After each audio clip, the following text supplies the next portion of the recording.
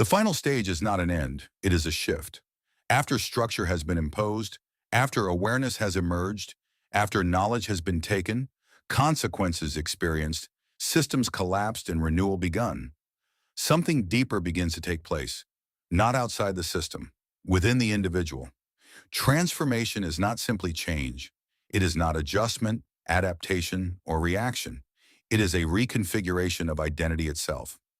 This stage represents identity change, awareness, evolution, but not in a superficial sense.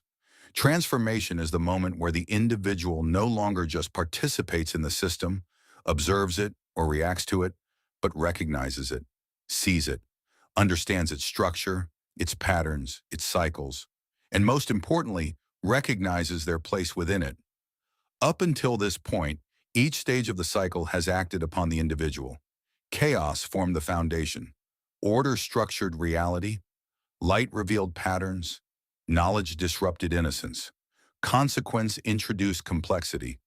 Collapse reset the system. Renewal continued existence. The bridge connected layers. But transformation is different. It is the first stage where the individual begins to act with awareness of the entire process.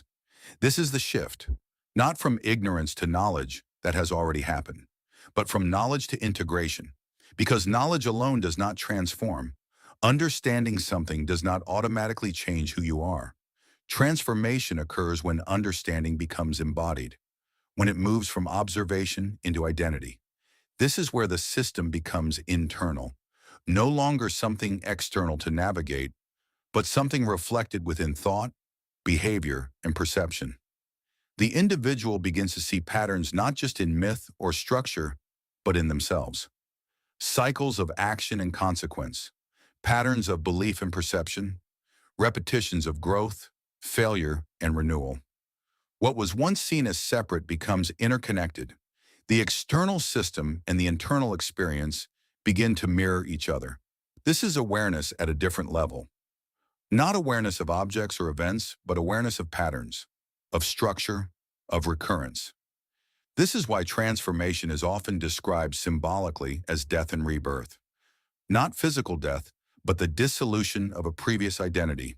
The version of the self that existed before understanding cannot remain unchanged. It no longer aligns with what is now seen, so it shifts. Old assumptions fall away. Previous frameworks break down. New perspectives emerge. This process is rarely comfortable, because identity is not easily altered. It is built over time, reinforced through experience, shaped by belief and perception. To transform is to question those foundations, to examine what has been accepted without awareness, to recognize what has been repeated without intention, and to decide consciously what remains and what changes. This introduces a new level of responsibility, not just for actions, but for interpretation. Because once patterns are seen, they can no longer be ignored. The individual becomes accountable not only for what they do, but for how they understand what they do.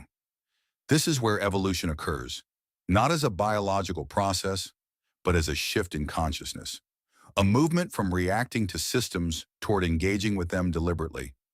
The system itself has not changed. Time still moves. Structure still exists. Cycles still repeat. But the relationship to it has. Instead of being carried through the cycle unconsciously, the individual begins to move through it with intention, to recognize when patterns repeat, to identify where imbalance forms, to adjust before collapse becomes necessary. This is what separates transformation from previous stages.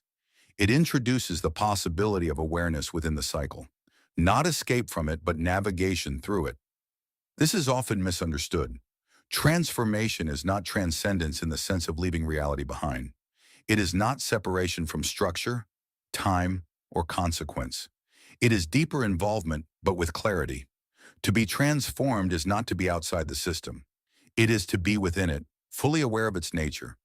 This awareness creates space between perception and reaction, between knowledge and action, between consequence and repetition. In that space, something new becomes possible. Choice. Not absolute control, but the ability to respond differently, to engage with patterns consciously rather than unconsciously, to shift direction without needing collapse to force it. This is the culmination of the cycle, not as an ending, but as a new level of participation. Because once transformation occurs, the cycle does not stop. It continues, but now it is experienced differently.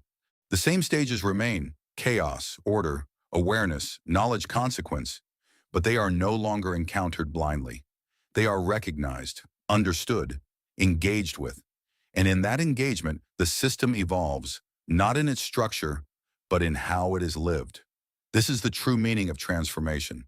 Not becoming something entirely different, but becoming aware of what you are within the system and choosing how to move through it.